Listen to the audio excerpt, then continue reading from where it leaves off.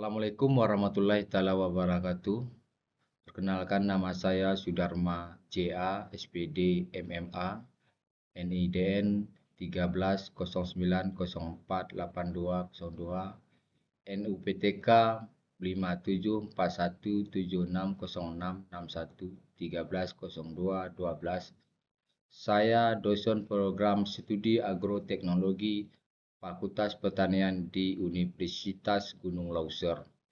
Bidang keahlian saya adalah bidang pertanian dengan mata kuliah ekonomi pertanian. Izinkan saya menyatakan pernyataan diri dosen dalam unjuk kerja Tridrama Perguruan Tinggi atau PDD UKT PT outline mata kuliah ekonomi pertanian 1. Capaian pembelajaran mata kuliah atau CPMK 2. Kemampuan akhir yang diharapkan 3. Bahan ajar 4. Kriteria penilaian atau indikator 5. Video pembelajaran. Berikut akan saya sampaikan pembahasan tentang rencana pembelajaran semester atau RPS mata kuliah ekonomi pertanian. Pertemuan ke-1. Kemampuan akhir yang diharapkan 1. Mahasiswa mampu menunjukkan sikap dan perilaku yang sesuai dengan norma agama, masyarakatan, dan kewarganegaraan.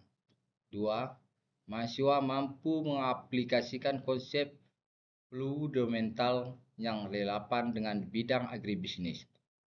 3. Mahasiswa mampu belajar secara mandiri, mampu mengevaluasi kemampuan diri dari adaptif terhadap perubahan. 4. Mahasiswa mampu berkomunikasi efektif secara lisan dan tulisan.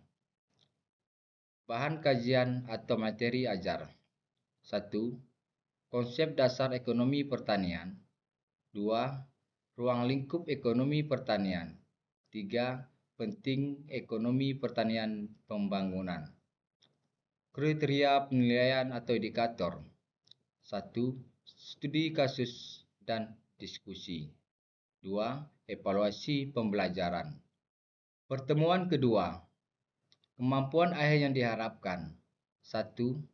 Mahasiswa mampu menjelaskan kontribusi sektor pertanian terhadap perekonomian Indonesia. 2. Mahasiswa mampu mengidentifikasi struktur usaha pertanian tantangannya. 3. Mahasiswa mampu menganalisis kebijakan pemerintah dan dampaknya terhadap sektor pertanian. 4. Mahasiswa mampu mengevaluasi isu kontemporer dan peluang inovasi dalam pertanian. Bahan kajian. Materi ajar. 1. Kontribusi terhadap PDB nasional. 2.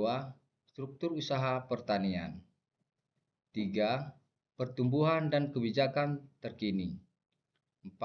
Tantangan struktural. 5. Isu kontemporer dan inovasi. Kriteria penilaian indikator. 1. Diskusi kelompok. 2. Studi kasus. 3. Tugas individu. Pertemuan ketiga. Kemampuan akhir yang diharapkan. 1. Mahasiswa mampu menjelaskan pengertian dan jenis-jenis faktor produksi pertanian. 2. Mahasiswa mampu mengidentifikasi peran masing-masing faktor dalam proses usaha tani. 3. Mahasiswa mampu menganalisis tantangan dan solusi dalam pengolahan faktor produksi. 4.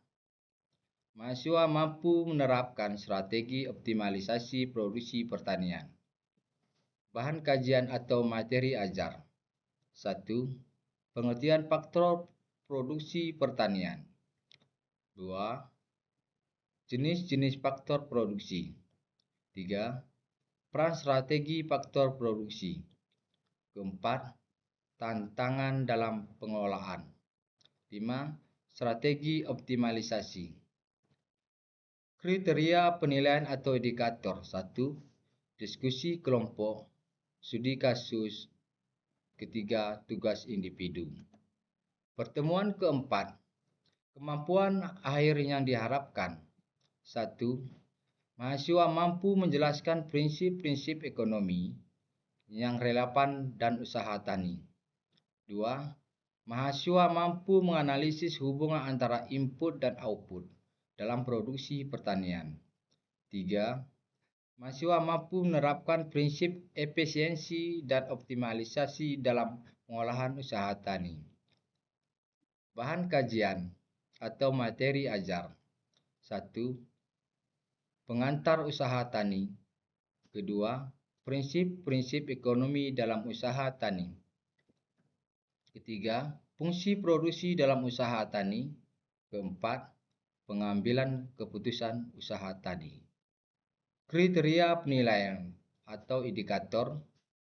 1. Diskusi kelompok. 2. Studi kasus. 3. Tugas individu.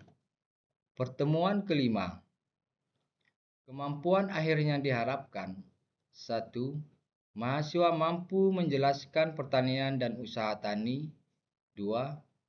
Mahasiswa mampu menganalisis pendapatan dan biaya. 3. Mahasiswa mampu menerapkan prinsip efisiensi dan optimalisasi dalam pengolahan usaha tani. Bahan kajian atau materi ajar. 1. Pengertian petani dan usaha tani. 2. Karakteristik petani. 3. Tipe dan pola usaha tani. 4. Peran petani dalam usaha tani. 5. Tolak ukur keberhasilan usaha tani. Kriteria penilaian atau indikator. 1. Diskusi kelompok. 2. Studi kasus. 3. Tugas individu. Pertemuan keenam, kemampuan akhir yang diharapkan. 1. Mahasiswa mampu menjelaskan pengertian dalam hukum pemerintahan serta penawaran. 2. Mahasiswa mampu menginterpretasikan kurva permintaan dan penawaran. 3. Mahasiswa mampu menganalisis faktor-faktor yang mempengaruhi perubahan permintaan dan penawaran. 4. Mahasiswa mampu menentukan titik keseimbangan pasar. Bahan kajian atau materi ajar. 1. Konsep permintaan. 2. Konsep penawaran. 3. Kurva permintaan dan penawaran. Kriteria penilaian atau indikator. 1. Diskusi kelompok. 2. Studi kasus. 3. Tugas individu. Pertemuan ketujuh, kemampuan akhirnya diharapkan. 1. Mahasiswa mampu menjelaskan konsep dan fungsi pemasaran hasil pertanian. 2. Mahasiswa mampu mengidentifikasi saluran dan lembaga pemasaran. 3. Mahasiswa mampu menganalisis tantangan dan peluang dalam pemasaran produk pertanian. 4. Mahasiswa mampu merancang strategi pemasaran yang efisien dan berkelanjutan. Bahan kajian atau materi ajar. 1. Pengertian pemasaran hasil pertanian. 2. Fungsi dan komponen pemasaran. 3. Saluran dan lembaga pemasaran. 4. Tantangan pemasaran hasil pertanian. 5. Strategi pemasaran efektif. Kriteria penilaian atau indikator. 1. Diskusi kelompok. 2. Studi kasus. 3. Tugas individu. Pertemuan ke-9, kemampuan akhir yang diharapkan. 1. Mahasiswa mampu menjelaskan pengertian dan karakteristik perusahaan pertanian. 2. Mahasiswa mampu mengidentifikasi jenis-jenis perusahaan pertanian di Indonesia. 3. mahasiswa mampu menganalisis peran perusahaan pertanian dalam sistem agribisnis. 4. Mahasiswa mampu mengevaluasi tantangan dan strategi pengembangan perusahaan pertanian. Bahan kajian atau materi ajar. 1. Pengertian perusahaan pertanian. Kedua, jenis perusahaan pertanian. Ketiga, peran strategi perusahaan pertanian. Keempat, tantangan yang dihadapi. Kelima, strategi pengembangan. Kriteria penilaian atau indikator. 1. Diskusi kelompok. Kedua, studi kasus. Ketiga, tugas individu. Pertemuan ke-10. Kemampuan akhir yang diharapkan. Ke-1. Mahasiswa mampu menjelaskan pengertian dan prinsip dasar koperasi pertanian. 2. Mahasiswa mampu mengidentifikasi bentuk dan struktur koperasi pertanian.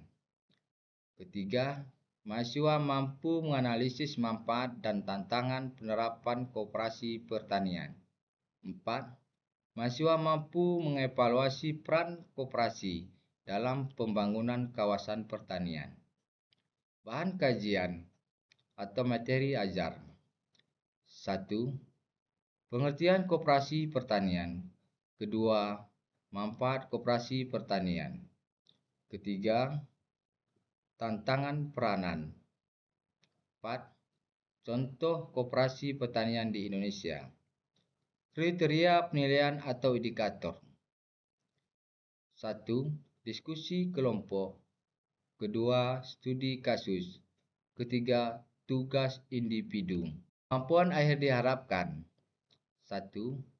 Mahasiswa mampu menjelaskan konsep kelembagaan dalam konteks ekonomi pertanian. Kedua, mahasiswa mampu mengidentifikasi bentuk-bentuk kelembagaan pertanian di Indonesia.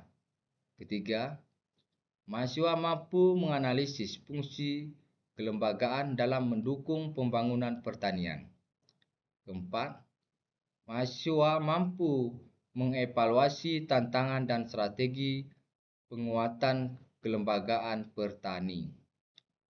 Bahan kajian atau materi ajar. Ke-1, pengertian kelembagaan pertanian. Kedua, bentuk-bentuk kelembagaan. Ketiga, peran kelembagaan dalam ekonomi pertanian. Keempat, tantangan kelembagaan. 5. Strategi penguatan kelembagaan. Kriteria penilaian atau indikator. Ke-1, diskusi kelompok. Kedua, studi kasus. Ketiga, tugas individu. Pertemuan ke-12. Kemampuan akhir yang diharapkan. Mahasiswa mampu menjelaskan pengertian dan konsep pembangunan pertanian.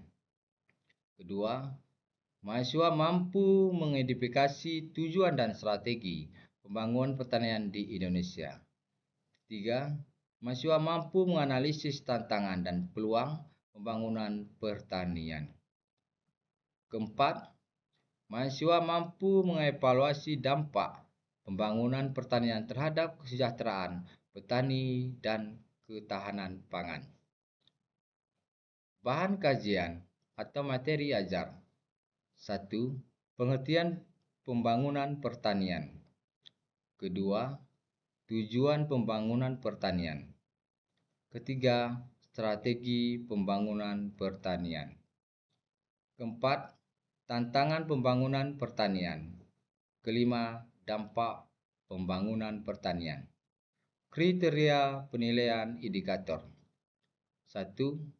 Diskusi kelompok. Kedua, studi kasus. 3. Tugas individu. Pertemuan ke-13. Kemampuan akhir yang diharapkan. 1. Mahasiswa mampu menjelaskan pengertian dan ruang lingkup kebijakan petani. Kedua, mahasiswa mampu mengidentifikasi jenis-jenis kebijakan pertanian di Indonesia. Ketiga, mahasiswa mampu menganalisis dampak kebijakan terhadap produksi distribusi, dan kesejahteraan petani. Keempat, mahasiswa mampu mengevaluasi efektivitas kebijakan pertanian dalam pembangunan nasional.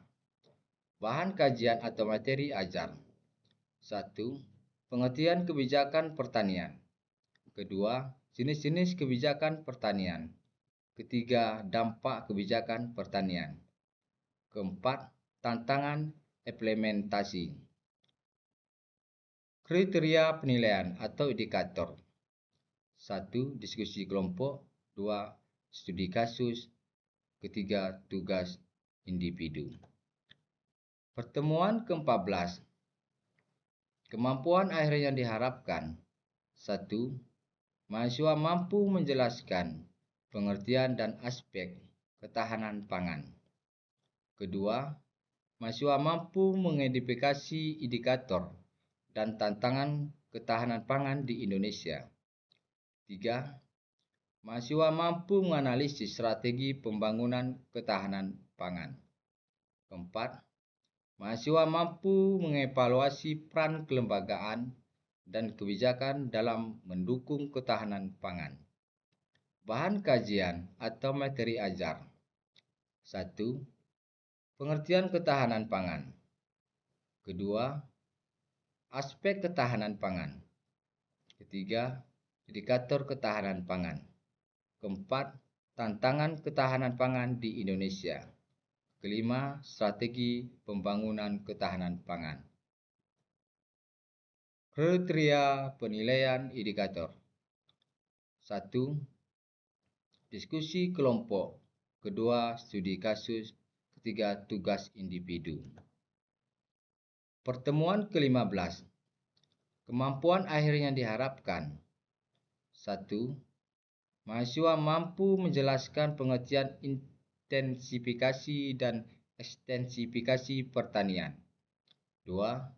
Mahasiswa mampu mengidentifikasi perbedaan, kelebihan, dan kelemahan masing-masing pendekatan. 3. Mahasiswa mampu menganalisis penerapan strategi, intensifikasi, dan ekstensifikasi dalam konteks pembangunan pertanian Indonesia. Bahan kajian atau materi ajar. Ke-1, pengertian dan konsep dasar. Kedua, contoh penerapan. Ketiga, pembandingan strategi. Kelima, tantangan dan solusi. Kriteria penilaian indikator. 1. Diskusi kelompok. Kedua, studi kasus. 3. Tugas individu. Aspek penilaian. Kehadiran 20%, kuis 30%, tugas 15%, ujian semester atau UTS 25%, ujian akhir semester atau UAS 30%. Demikian yang dapat saya sampaikan dan mari kita saksikan video pembelajaran akhir kata. Assalamualaikum warahmatullahi wabarakatuh. Assalamualaikum warahmatullahi wabarakatuh. Waalaikumsalam warahmatullahi wabarakatuh. Pada hari ini kita masuki mata kuliah ekonomi pertanian, pertemuan ketiga tentang produksi. Mari kita dengarkan baik-baik agar kalian paham tentang produksi penghasilan terhadap pertanian di Indonesia. Sebelum kita masuk, Bapak absen dulu.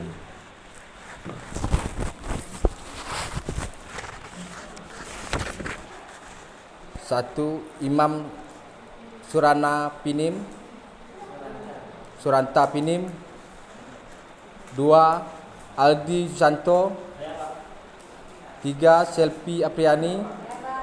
4. Rena Paramita. 5. Karina.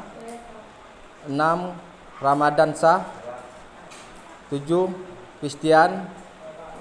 8. Maharani. 9. Sartika. 10. pintu. Oke, kita masuki materi mata kuliah kita tentang produksi. Faktor-faktor yang pengaruhi produksi pertanian ada input dan ada output. Faktornya benih, air, figo tanaman, hara tak cukup. Inputnya hama, gulma, penyakit dan keadaan tanah. Faktornya ini merupakan produksi tanaman yang mendapatkan hasil yang baik apabila dari pengolahan tanah dan seterusnya. Seperti benih harus kita siapkan, airnya cukup, figo tanaman, hara harus cukup. Tahu hara? Nggak tahu. Nutrisi tanaman, unsur hara mikrokimia pada tanah harus cukup. Oke. Apabila kita tidak mengendalikan hama pada benih, terutama kita olah dulu tanah. Olah tanah kita biasa di tanah pada tanaman kita yang kita inginkan. Umpamanya nanam jagung, kita olah dulu tanah. Ada enggak pengolahannya? Buat pengolahan, dibabat segala secara maksimal. Seperti nanti ada alat-alat yang membantu untuk membasmi gulma yang ada, rumput-rumput dan lain sebagainya, agar kita dapat menanam semaksimal mungkin. Benih, siapkan benih.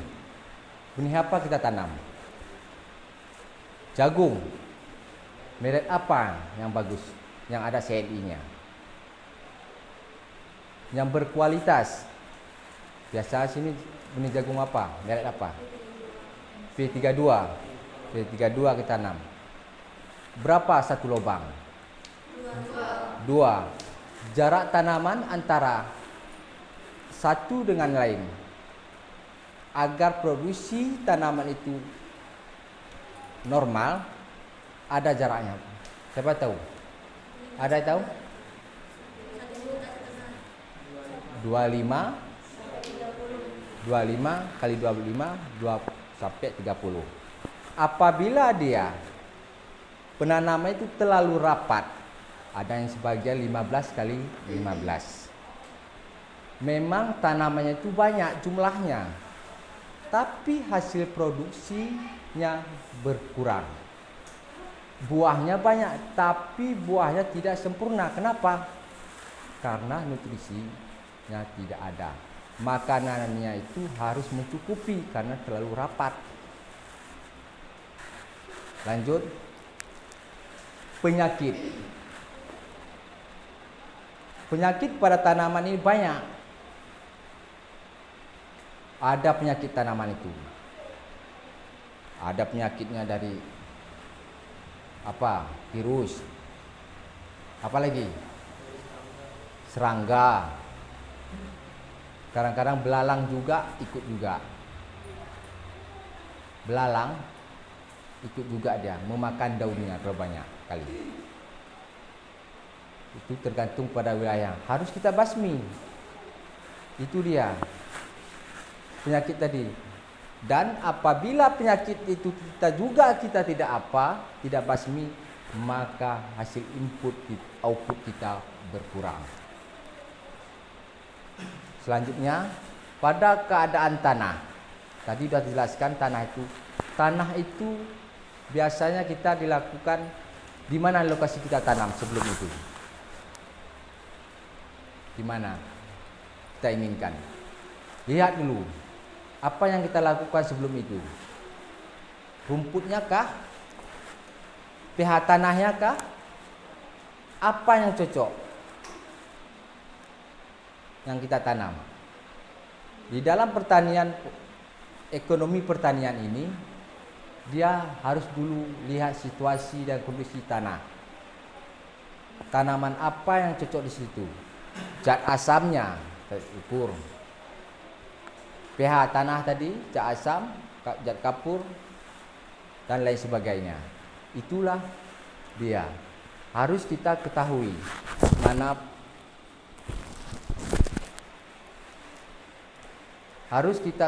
tanah itu di mana zat garamnya, zat asam dan lain sebagainya. Itu selanjutnya kita masuk kepada berikutnya. Sebelum itu, apabila ini sempurna, yang sudah kita lakukan dengan sempurna yang baik, maka output kita dapat sempurna. Penghasilan kita dapat sempurna yang kita inginkan. Kalau tidak, buahnya banyak, cuman kecil-kecil, tapi produksinya berkurang.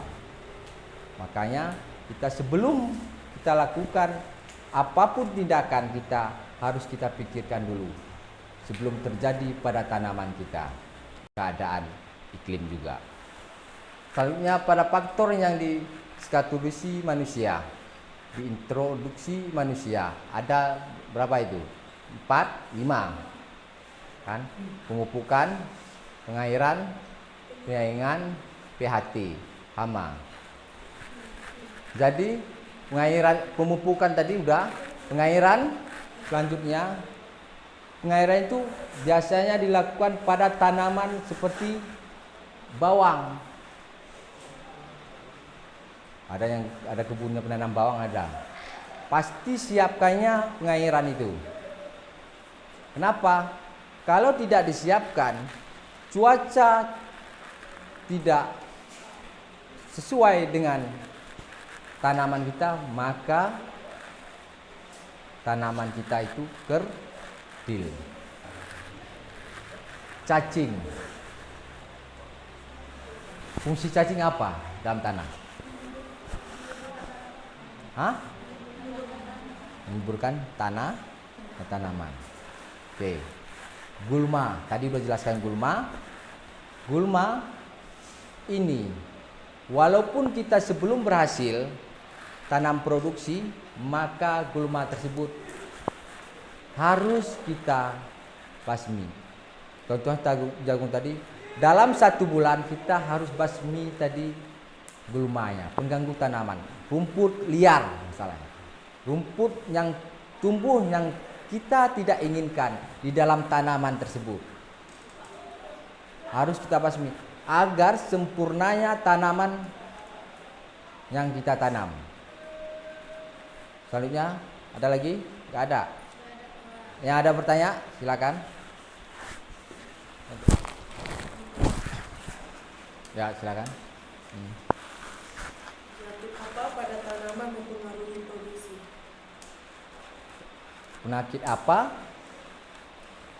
Pada tanaman mempengaruhi produksi. Satu penyakit yang dapat mempengaruhi produksi itu adalah penyakitnya adalah harus tahu di mana lokasi tanam kita dan penyakit apa yang datang.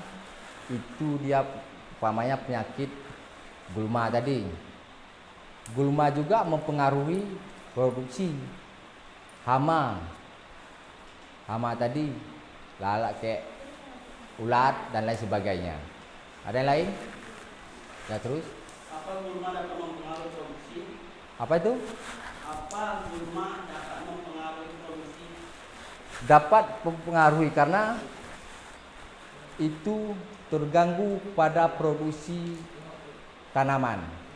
Apabila itu gulma itu dapat berpengaruh, maka gulma tersebut yang sempurna, tanaman kita tidak sempurna. Oke, nggak ada lagi. Oke, sampai di sini pertemuan ketiga kita. Mungkin minggu depan kita lanjutkan nanti episode selanjutnya tentang ekonomi pertanian. Sekian wabillahi taufiq hidayah. Assalamualaikum warahmatullahi wabarakatuh.